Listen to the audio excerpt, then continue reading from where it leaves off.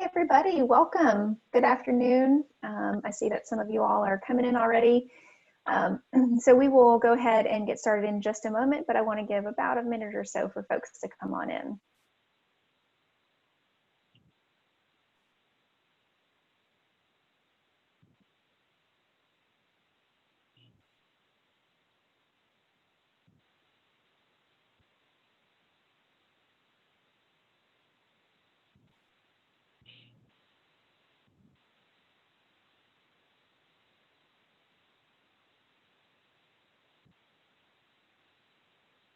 As you all are coming in, why don't you go ahead and chime in the chat box and let us know where you are broadcasting from today, and what, if you are a current student, a graduate of the university, if you are a friend and supporter of the university.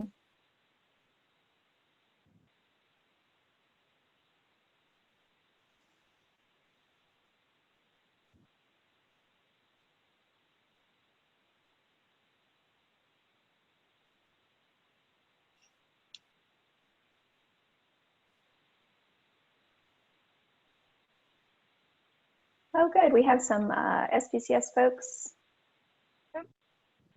Very good. Our host today, Sumi, she, one of our co-hosts today, she's a proud Spider, and we'll hear from her in just a little bit. So glad to see some other SPCS folks.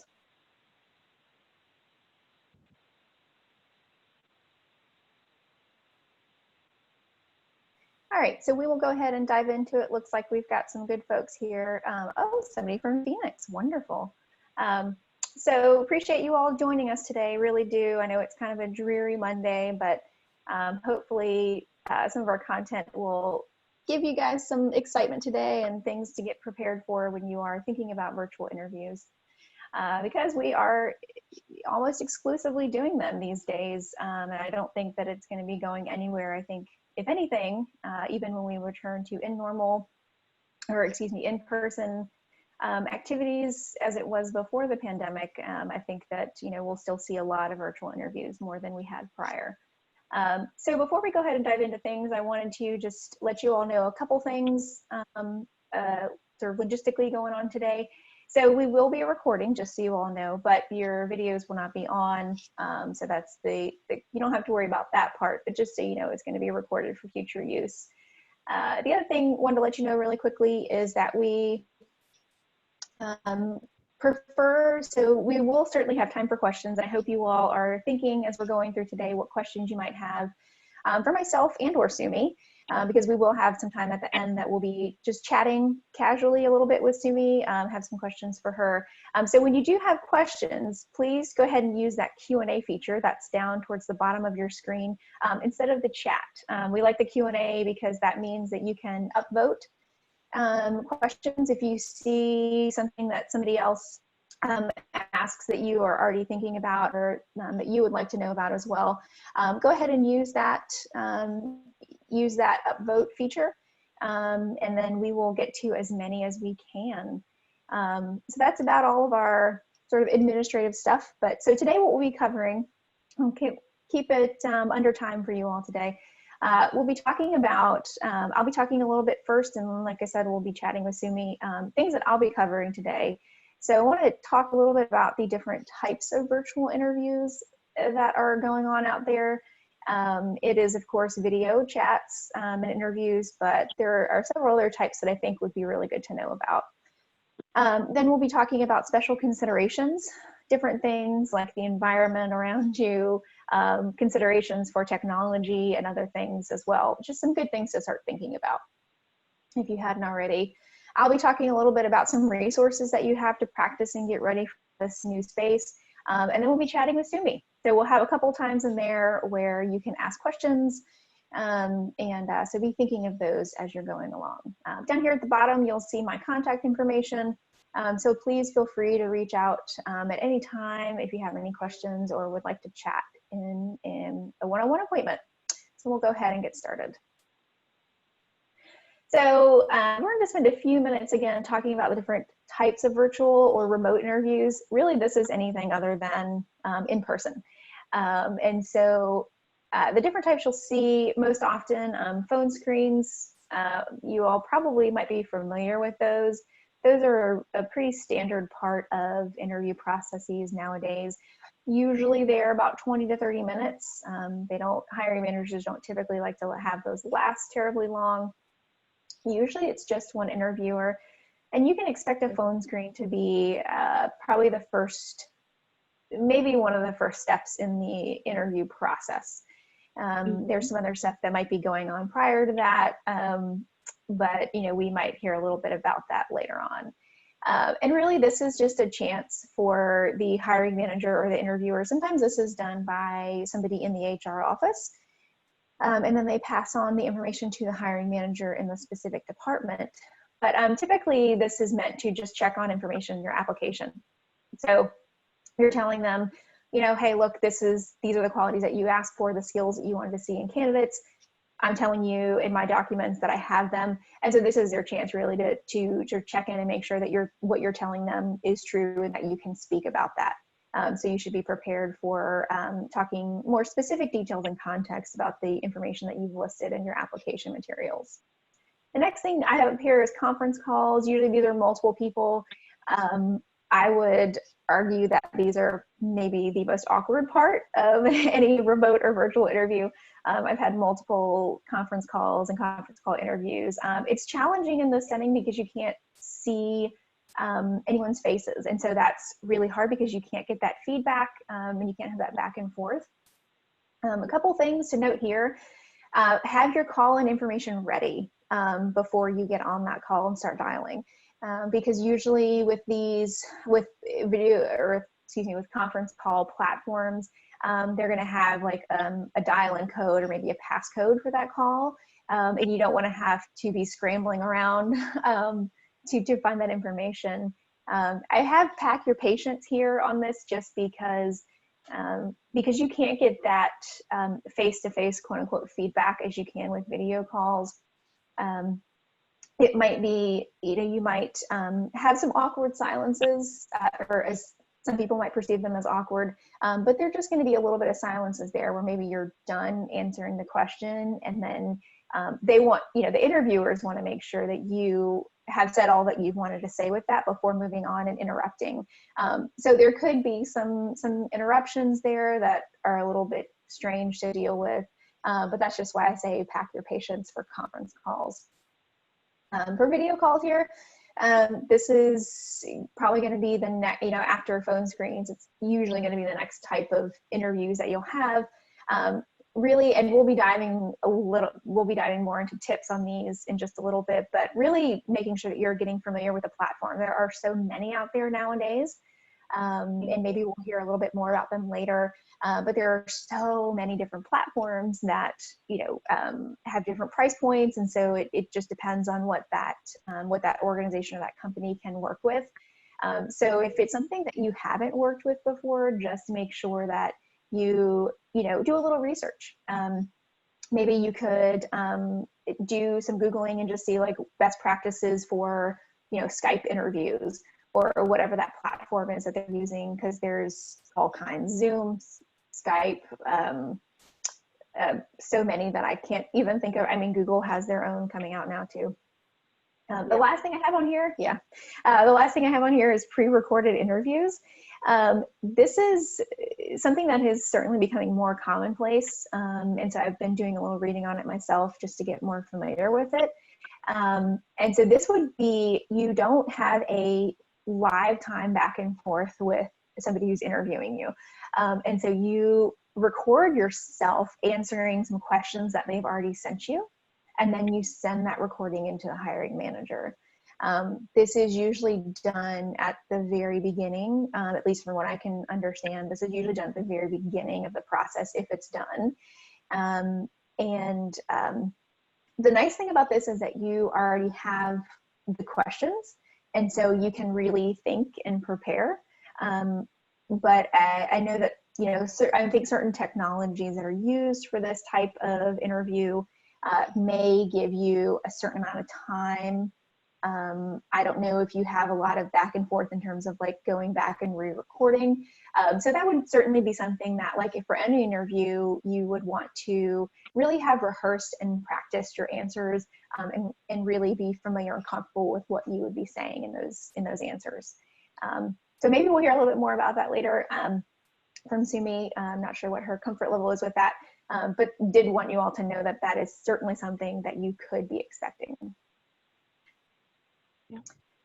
So I want to dive into, like I said, we've got special considerations for a few things here. So we'll be talking about environment, and then we'll be talking about special considerations for technology, because it is not perfect by any means, and then some special considerations for you, and then we'll be talking to Sumi.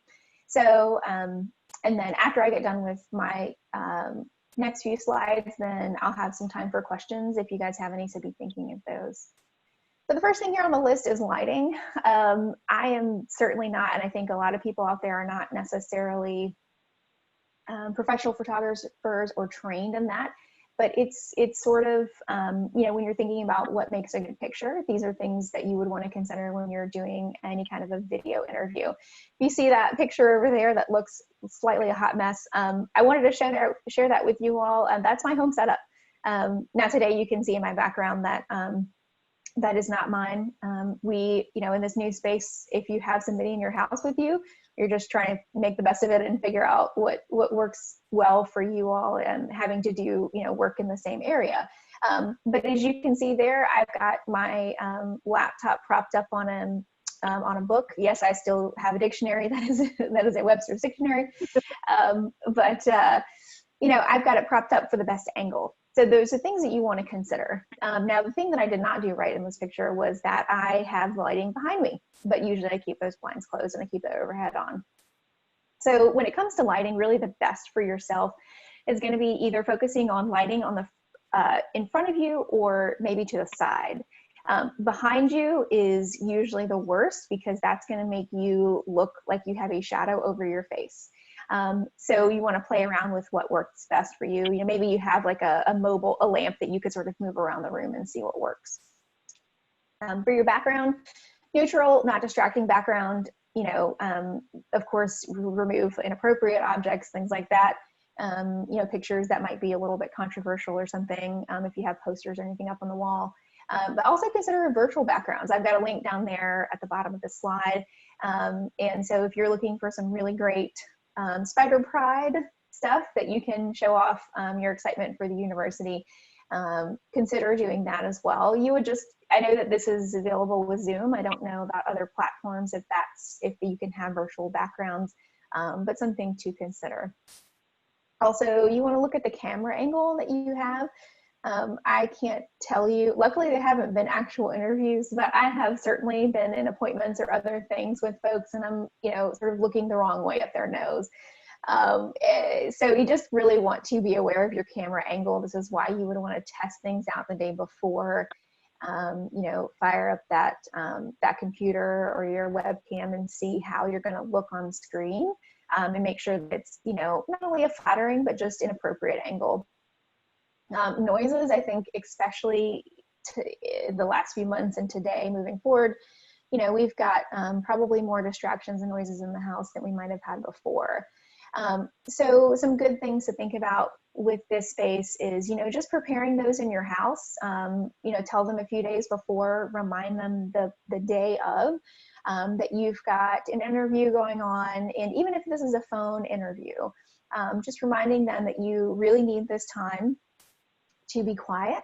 And so whatever might work for the folks in your house, so that they know that this is time that we need to chill out for a little bit and try not to make any noise. You know, if you've got pets, my dog is an adorably sweet dog, but she will bark at a leaf falling outside.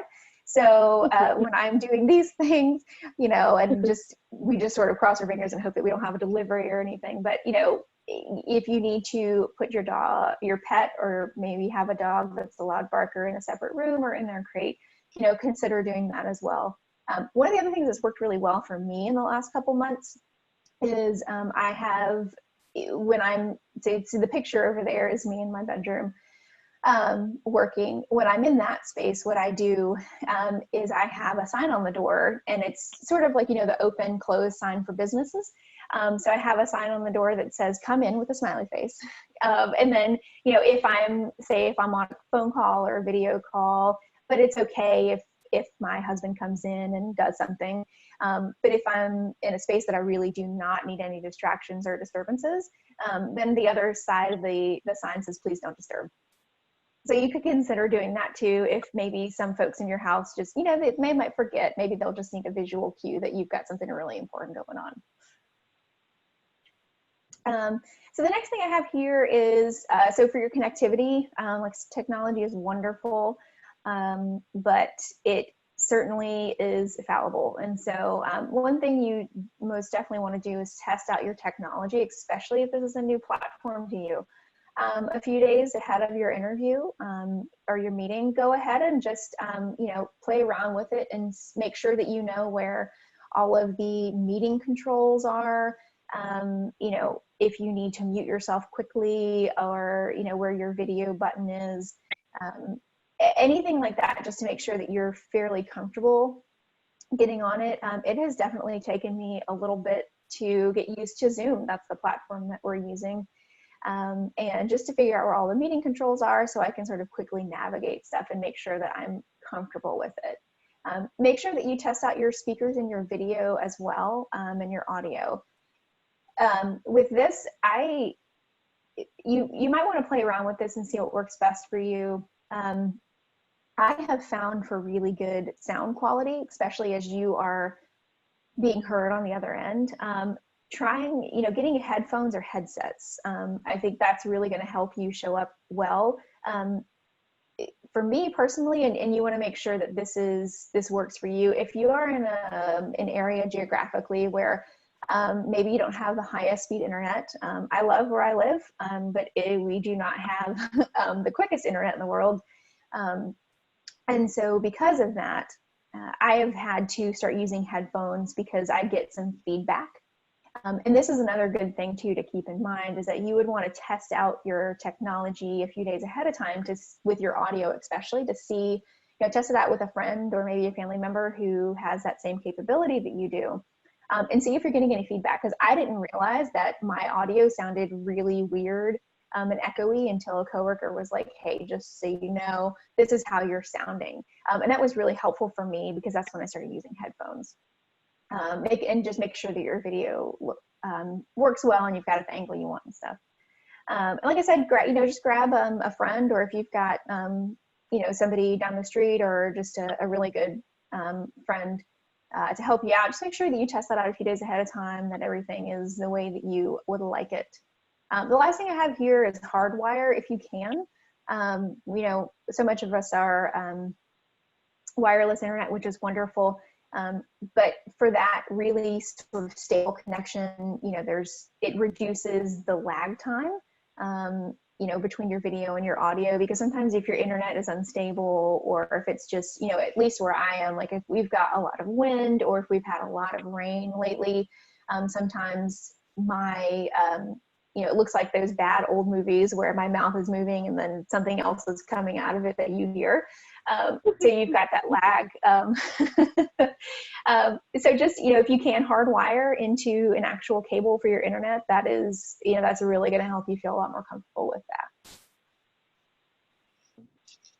that. So the last thing I have here, so special considerations for you. I don't know if anybody out there is a Good Morning America watcher, but I am. This poor news reporter, and he totally fessed up to it on his social media account, so I felt comfortable putting it here. But he apparently was getting ready. He was trying to do double duty, and he got ready for his morning workout right after his broadcast. But he did not realize that his camera angle was zoomed out a little bit, and so we figured out what he was getting ready for. And this was on national news. So just a funny, humorous way to think about, you know, making sure that you're testing out your views and your angles, and that things look good for you on camera. So some things to really consider here for yourself, your body language and your eye contact. This is something that I'm certainly it's a work in progress for me, and I think it is for a lot of people. When you are on screen, it's so different, and it's just not what you're used to, especially when you are in an interview setting and you're like, okay, I want to make sure that I'm, crossing all my T's and dotting all my I's, making sure that you're not slouching, that you're still sitting up relatively straight. And the eye contact it's a weird one, right? Because if you're like, for me right now, I'm looking at my slides, and I've also got notes off to the side of like monitors.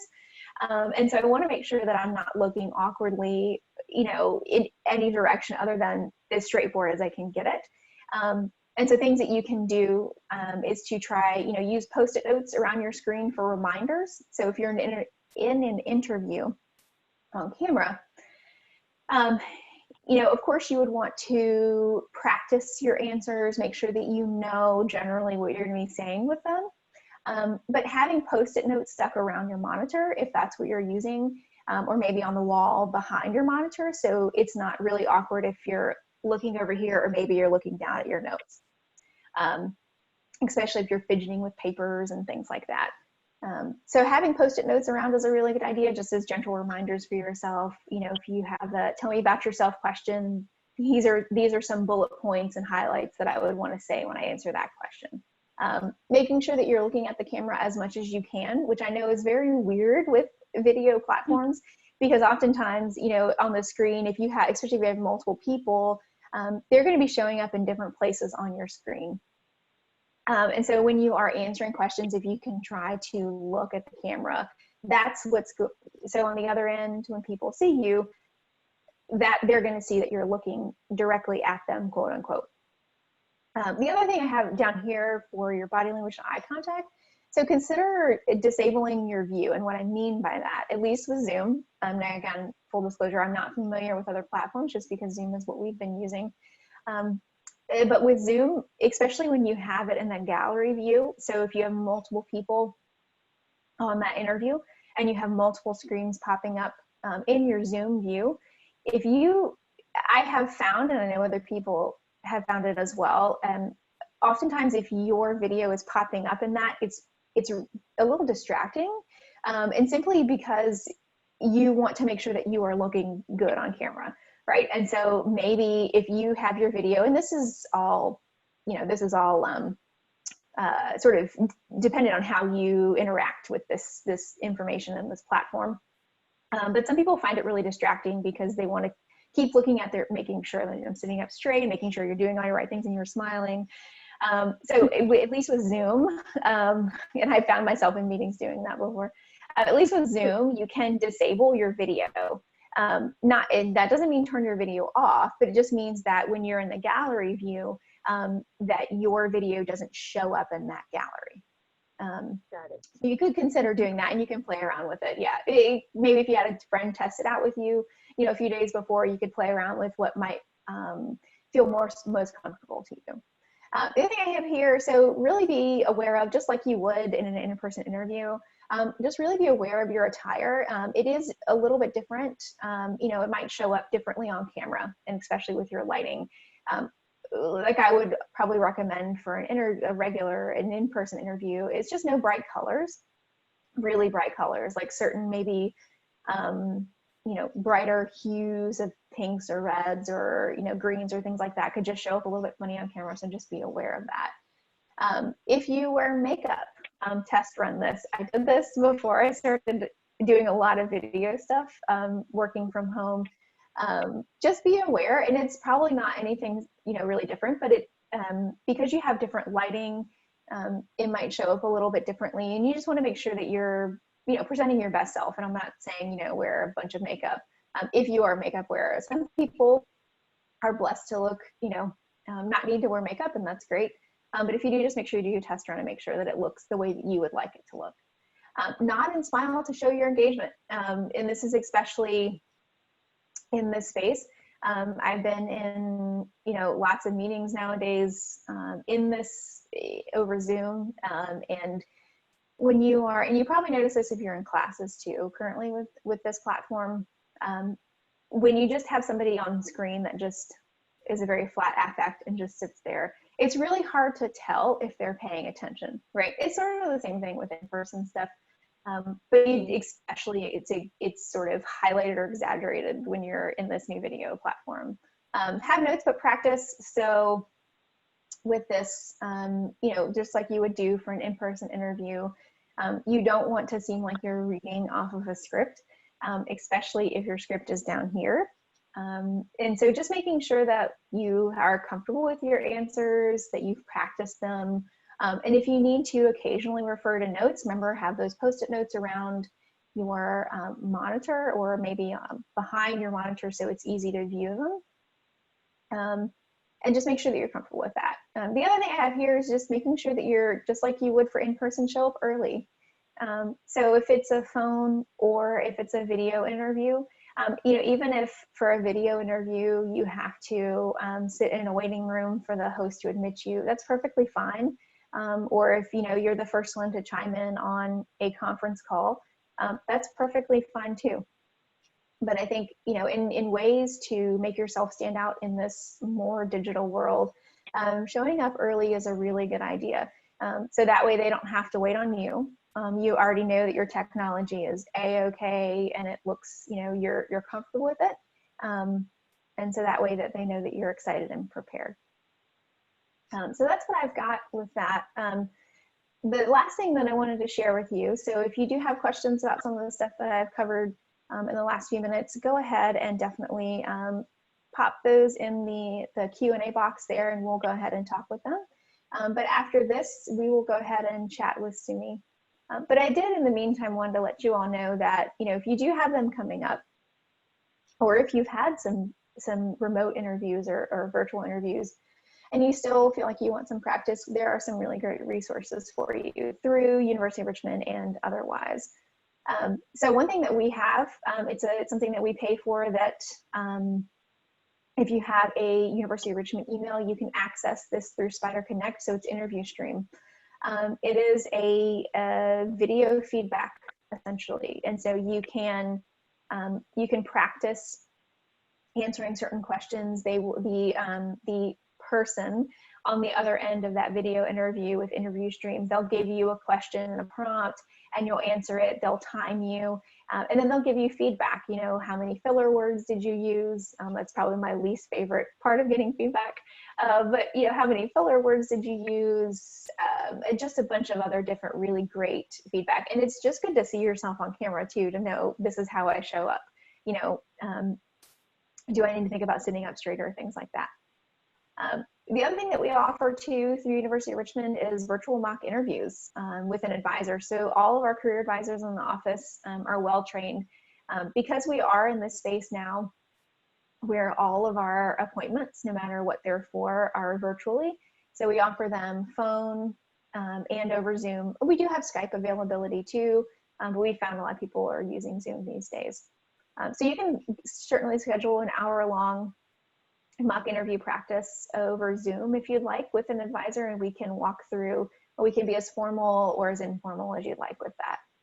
A couple other things down here for those that might not, you know, maybe if you are a graduate of the university, or you're a friend or supporter, and maybe you don't have access to or have a richmond.edu email address, LinkedIn's got some really wonderful features now. They have a new video practice feature. So what I'll do after we finish today, probably in a couple days, is I'll send these slides out so you can have the links to them.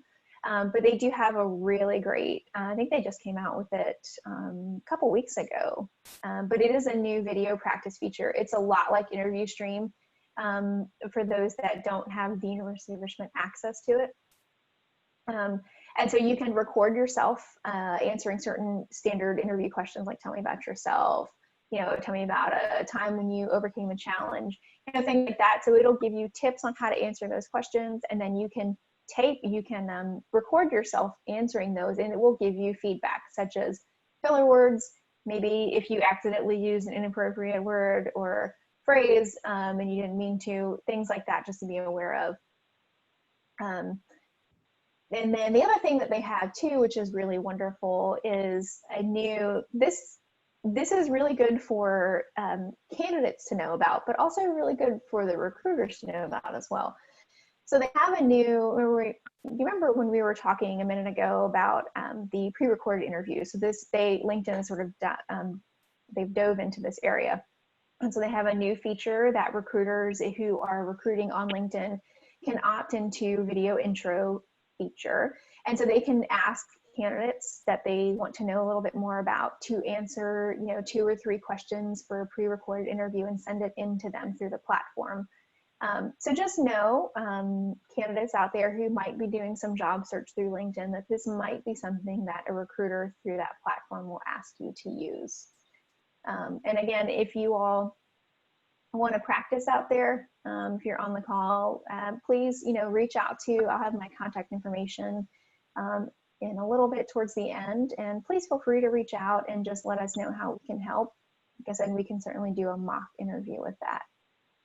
So again, we will, I'll have, if you've got questions, go ahead and pop them in the Q&A, and I'll give everybody just a second to do that. But we will have our guest today, Sumi, in just a moment, and we'll be asking her some questions. And if you all have questions for Sumi, be thinking of those as well.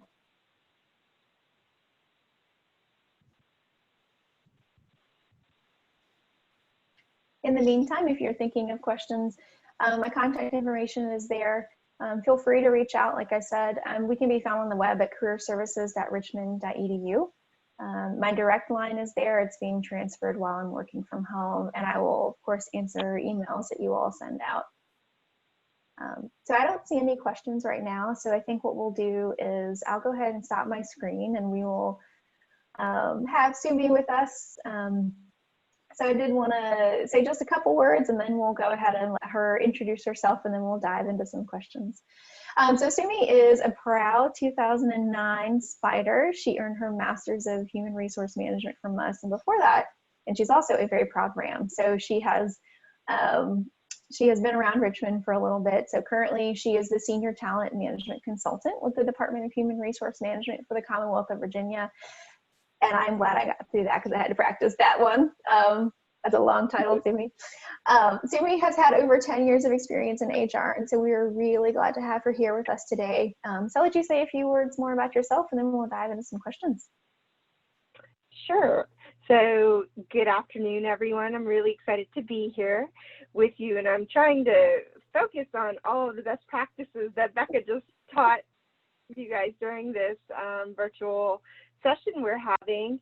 And looking at the camera is probably the hardest thing because I want to look at Becca on the screen. I started out my career journey at VCU, as Becca mentioned, as an IT undergrad, and really found my passion in human resources while I was working with the Commonwealth in my first job. And I have since then worked for the Federal Reserve Bank in HR, Dominion in Richmond as well in HR, and several state agencies, and now work for the Department of Human Resource Management, where we support the workforce of the Commonwealth for 105,000 employees. So we get to work on strategies related to talent and help set the stage for the state government workforce as far as recruitment and hiring. So I'm excited to be here. I love giving back to my alma mater. And as I was telling Becca earlier, I actually met my husband at U of R. So not only does U of R hold a special place in my heart because it's my alma mater, but I also met my husband there and am a proud mom of 2 boys, 13 and 9. So I had to utilize some of the best practices that Becca mentioned earlier and let the boys know that mommy's on an important call today and I needed to lock the door so no one walks in. Those gentle reminders are so good. Well, thank you for that. Really, again, really glad that you're here and spending some time with us today. So I want to start off with a few questions, and again, audience members, if you have them, just pop them in that Q&A box. So I want to start off asking, so now that we've all been in this virtual space for a while now, whatever that looks like for us, whether we're working or, looking for a job or going to class. So when it comes to interviews and other professional settings in a virtual space, what can folks do to stand out? Just as you would for an in-person interview, it is critical that you make sure that you do your homework about the company that you're going to be interviewing with. So go out and learn about the organization, learn about their financials, if they are embedded in the community. Just feel very comfortable and well-versed about the organization that you're looking to become a part of. When an employer starts off an interview and asks you, so why were you interested in working for XYZ organization, and you've done your homework, it really makes you stand apart and show that you are really enthusiastic, someone that's thoughtful and preparing for the interview and cares to be a part of this organization. Also, it's important to learn the mission, vision, and values of an organization, because for you to be successful with an organization, there should be alignment with the organization's mission and your personal values. And when you can tailor some of your responses to show that alignment, it really just shows that you would be the right cultural fit for the organization.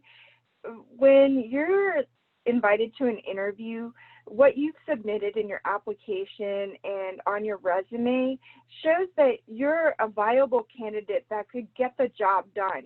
But the purpose of the interview is to really see if you would be a good fit for the team, with the organization's culture, and be a great ambassador for the organization. Do you think that helps answer that question? And if we get anything in the chat, feel free, and I'll be happy to answer those off the cuff. Yeah, thank you. No, I think that was perfect. I mean, I definitely agree that it's the same. You have to be as prepared as you would for an in-person interview, and really do your best to align yourself with them. Agreed. Yep.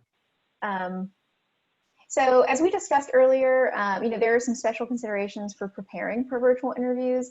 So I'm curious to know, from your HR perspective, what hallmarks of normal interview prep, I mean, you mentioned a few just a minute ago, would still be relevant even in this new space? I think it's important, like I said, that preparation is important. Being neat and, prepared for the interview as you would with the appropriate attire. So feel free to ask the recruiter that invited you to the interview, what is your company's culture as far as attire, especially in this virtual environment? If they've got a business casual, everyday dress culture, then you don't need to show up in a suit for the interview. Traditionally, we were always told, you make your best impression in a suit, but now with culture being such an important part of an organization, if you show up in a suit and your panel is all dressed business casual, or if it's a tech company and they're very, very casual, it just will not seem like a good match. So feel free to ask your recruiter, how should I dress for this particular interview, especially in this virtual environment? And given the pandemic and not being able to get haircuts, be as neat as you can, but if you want to lighten the mood of the interview, mention it, excuse my long hair right now, I haven't made it to barber shop. And that just shows your personality, but also that you're aware of what's happening in the world, and it shows that you're following the guidance that your governor may have in place for your state, especially if you're interviewing from Virginia and you're interviewing in a state that may have reopened, like Georgia. So be mindful, but show that you understand what's going on. You recognize your hair would be shorter if it was a different circumstance. And that just really helps you create a connection with the panel, even if you aren't there in person. And personality and fit everything I've been reading in Harvard Business Review and with talent within SHRM, they're talking about a lot of times the in-person is to meet and get those real synergies between personality fit, and it's harder to do that in video. But if you can be your authentic self and bring some humor and light, I think that just makes you stand out just a bit more. I agree completely. And thank you so much for mentioning too that, you know, if you have a question, just reach out prior to the interview and ask the hiring manager, the person that's interviewing you. I think that's such an important thing for people to remember, because I think oftentimes, you know, when we get the offer for an interview, we're just so excited, and then we're like, oh my gosh, okay, now I have to be perfect, right? And just remembering that it's okay to ask, and I think that they would rather, I think that they would feel more comfortable from their end, and they would rather have you make sure that you're comfortable, because nobody wants anything awkward, even the person that's interviewing you, right? So from the HR perspective, and after being in HR and being a part of talent teams and a leader, if we've narrowed it down to the group of individuals we'd like to interview, the company's already spent time and really whittled it down to the individuals that they know on paper will fit and be the right person for their team. Now it's really getting down to getting that synergy, hearing the responses and hearing about the experience in person. So we want you to, you know, be the right match for us as much as you want that, because we've spent time, we've got a vacant position or a new role, and we need you. So it's a two-way street. And if you think about the interview process that way, that it's a two-way partnership, and we're really wanting to get the right person in the role, then it takes that bit of nervousness and worry out about perfectionism, but more about authenticity, preparation. And when you ask questions that are good questions, I'm asking about my attire because I want to make sure that I'm dressed for the role and in alignment with the culture of your organization, then that just shows that you're being mindful and thoughtful about the interview. And when you're asking in advance, then again, you're preparing because you care and you want that job. Again, that shows initiative, and ask the questions because it just helps make you stand out even further when it comes down to two really great candidates. But this person was asking us all of these questions because they were so interested in becoming a part of our team. And it may just help, you know, make you stand out more in front of your panel. Mm-hmm. Yes, thank you for that. It is very good reassurance, not only for me, but hopefully for our audience members. So we did have a question, so thanks so much to Latoya, who asked, so she wanted to, first of all, thank you so much for doing this and for the suggestions. She did ask, she said, going forward, do you predict that more employers will desire applicants who are able to work remotely?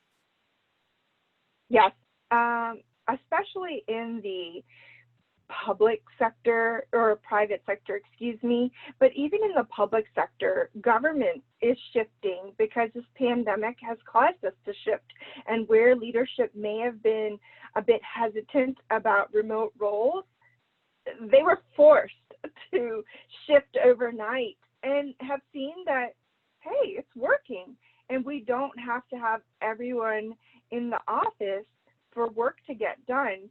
And I've read Twitter and some of the larger tech companies, Capital One, they are offering permanent remote or long-term remote.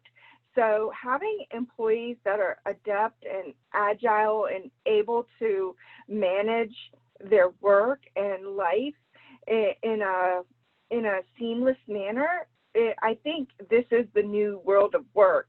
And sadly, a pandemic had to push us this way, but we were headed this way slowly, and now we're there.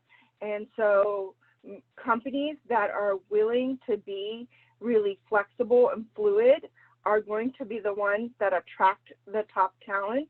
And so that shift to lots of remote virtual jobs is here.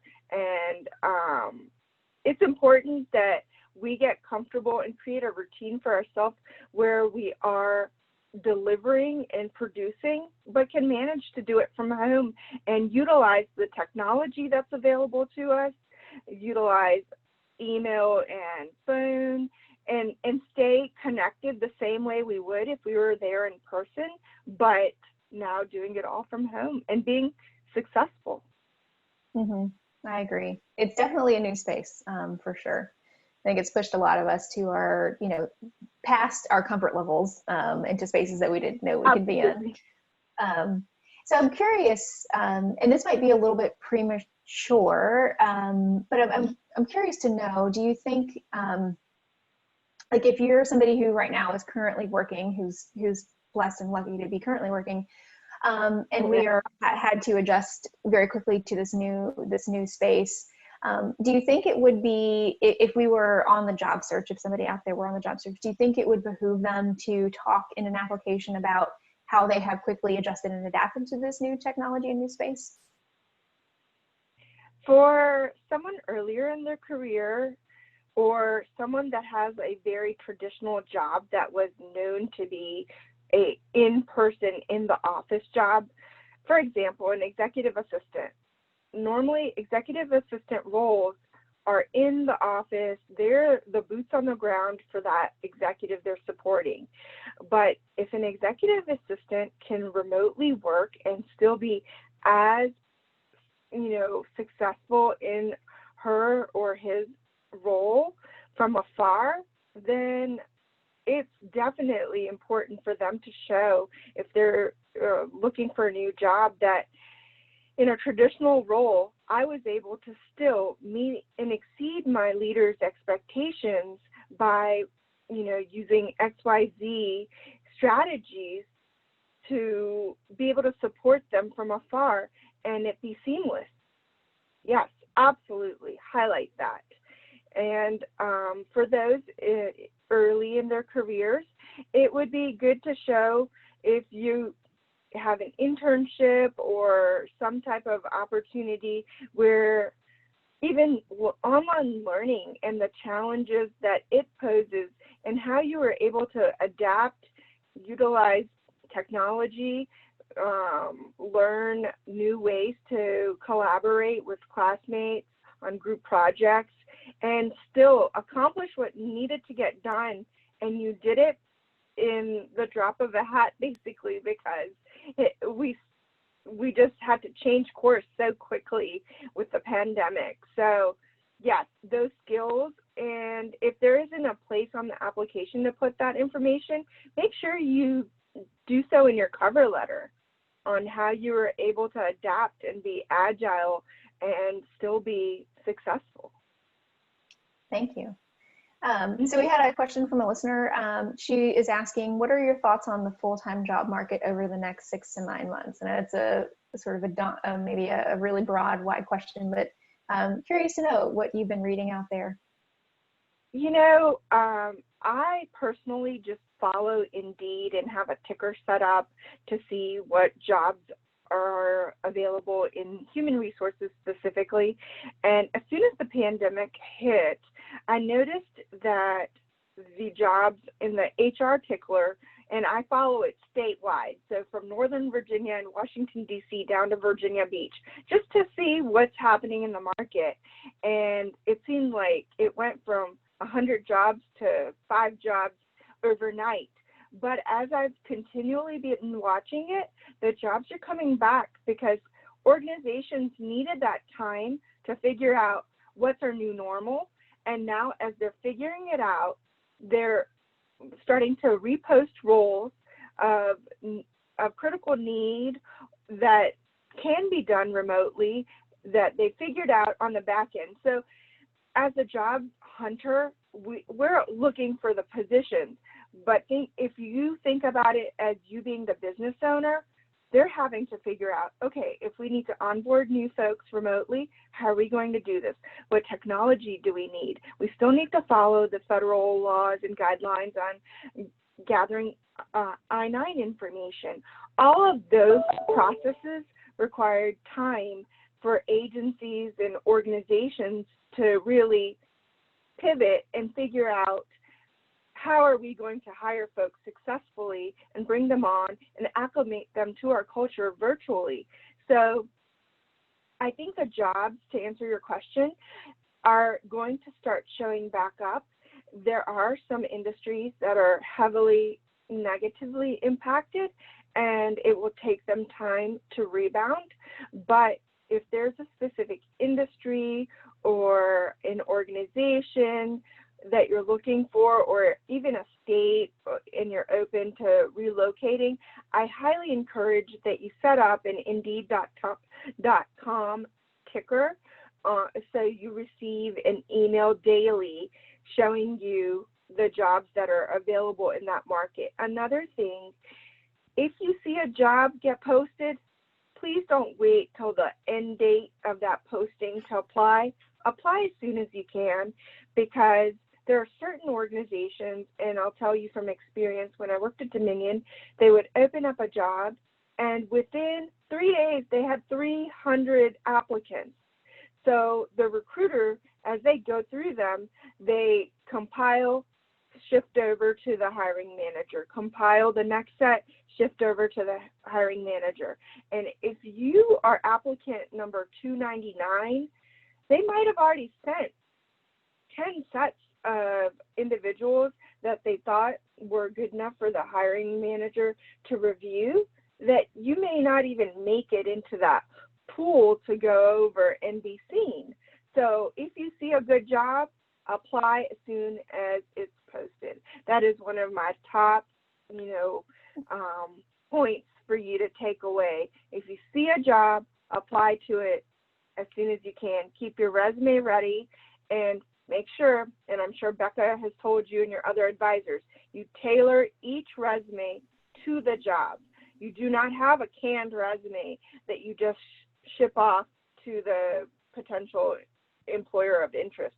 You make sure that your skills, your abilities, your experiences all align with the specific role, because that again makes you stand out.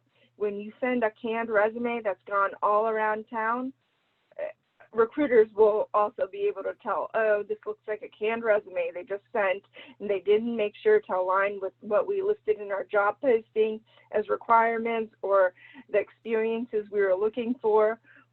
So make sure you tailor your resume. I hope I helped answer your question. I know that was a lot of information, but I'm really passionate about talent management. So then once the gate opens, it's just all going to spill out.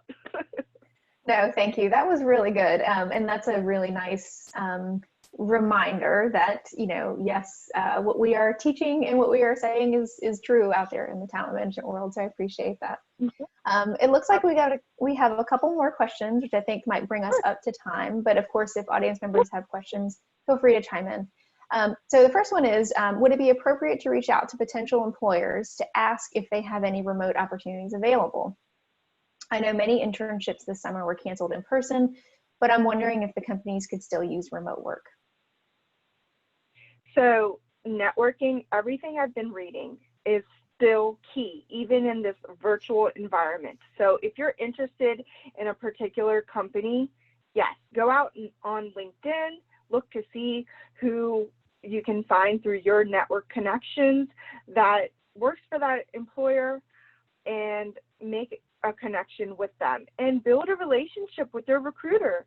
You understand that it's a pandemic and budgets have been slashed, and maybe the specific ideal role that you wanted isn't out there, but make sure to go out and see, that relationship and where it could take you. That interest and that initiative many times leads to the recruiter saying, hey, I know you've been interested in working for ABC organization, and guess what? We've got a role that's going to get ready to get posted, so make sure you go out and look at it to see if that would be something of interest.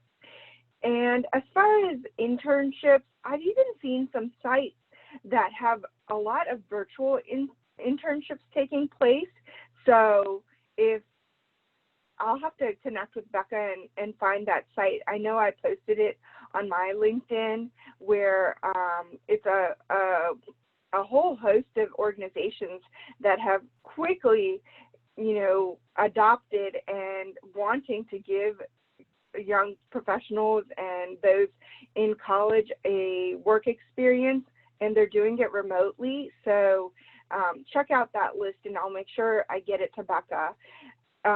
And also, if there are specific organizations that you are interested in, please reach out to their VP of HR, or if there's a specific area within the organization, and say, I understand the internship opportunities aren't there, but I'm really interested in, for example, working for Google or Facebook, and I wanted to see if there was an opportunity for me to just work on a project while I'm home, and because of my interest for the organization, this would primarily be something for me instead of anything monetary. And that type of initiative will get you so far, even if that particular leader that you've reached out to in X organization can't take you on. What they may do is say, hey, but the person in Y organization that I know is looking for someone that could do that type of work. So if you're interested, I'll pass their name along. And then you've just gotten yourself a remote opportunity that didn't even exist, just because you took the initiative and used your networking skills. And now this person has used their network and passed you along to someone else that needs your help, or could take you on as an intern or as a special project remote worker. So I think those types of out-of-box ideas to be able to help given the pandemic are totally amazing. So the world is limitless. We are so much of a global working economy now that if there's a company over in Paris that's doing what you want to do, or in fashion, which I love fashion, you should reach out. You never know. And at worst, they can say no, and then you keep moving on down your list, and someone is going to say yes, and that perseverance will pay off. I agree completely. My motto has always been, and I try to tell everyone that I work with, you will never know until you ask. And there's usually no harm in asking if you ask the right way. So thank you. Yeah. So it looks like we have one more question that we can get to. So our last question of the day it says, are there any strategies or advantages to choosing an interview time or day when you've been offered various days and times? So I guess as an example, bad to schedule noon lunchtime interview, or Friday, good end of the week, perhaps more recent impression that they'll remember. Okay. I think what they're asking. Yeah. Oh, sorry. Go ahead. I think all panels are thoughtful about the time that the interviewee is making to come in. So honestly, I don't think there's a specific time slot that gives you an advantage or a disadvantage. It's really about the impression you make with the responses to the questions. Something that I had in my notes that we didn't talk about with Becca's canned questions, because we've gotten these amazing interactive questions from you all, is when you go to an interview, make sure that you take 2 to 3 really good questions with you that you want to know, because an interview isn't all about the company learning about you. It's about you interviewing them just as well. And the fact that you come prepared with questions that sometimes leave your interviewers going, I didn't think about that. That's a really good question. You will stand out far more than the individual that at the end of the interview, when they say, hey, do you have any questions for us? And the response is, no, I don't. Thank you so much. When you are thought-provoking and kind of turn the tables and make them the interviewee, it will leave an impression, and it will leave a positive one. And it doesn't matter if you were the first one, the after lunch one, or the last one, or on Friday at 4. And I will tell you, from my own personal experience, I love Friday at 4. I've gone to an interview Friday at 4 and gotten a call that evening at 6:30 saying, hey, we'd like to make you an offer. So it's not about the time, it's about the lasting impression, being able to really shine through with your responses, your personality, and your capability to be able to do the job. And even if you don't know how to do all of the job, to show that you're a creative, collaborative problem solver will stand out no matter what. I love it. Yes, I absolutely agree with you. Yeah, I think it doesn't matter the time of the day, like you said. It just matters that you show up and you're prepared. You make a really good impression. I agree. Well, I think that brings us up to time today. But I do want to thank you again so much, Sumi. I know you have a lot going on. We all do. But you spent some time with us today, and I really appreciate it, hearing your perspective. And I know our audience does too. So I'll go ahead and wrap things up. Yeah. Oh, go ahead. Yeah. And feel free to look me up on LinkedIn and connect with me. I'm very open to helping other spiders with whatever I can and any knowledge that I have. I'm also very active and on the board for Richmond SHRM. So if I can connect you with other professionals, glad to help. The whole reason I switched from IT to HR is to be able to help individuals, and talent management, if you couldn't tell, is my passion. So just glad to be here and proud to be a spider, and I wish you all well in your career journeys. Thank you, Sumi. I'm glad that you switched to HR too. So for our audience members out there, just wanted to let you all know too, we got to thank you so much from Corinne. So appreciate that, Corinne. Awesome. Yeah. So just keep in touch with us on the, through the Blackboard sites that we use for our students, and then through all of our social media feeds for the university to know what we have coming up next. We are aiming to do more sort of regular programming like this. And so if you all have thoughts or ideas for subjects that you want to know about, feel free, again, just to shoot me an email. It's bshelton@richmond.edu. But in the meantime, I hope you all take care out there and stay healthy. And thanks again, Sumi. Yep. You're welcome. Bye. Bye.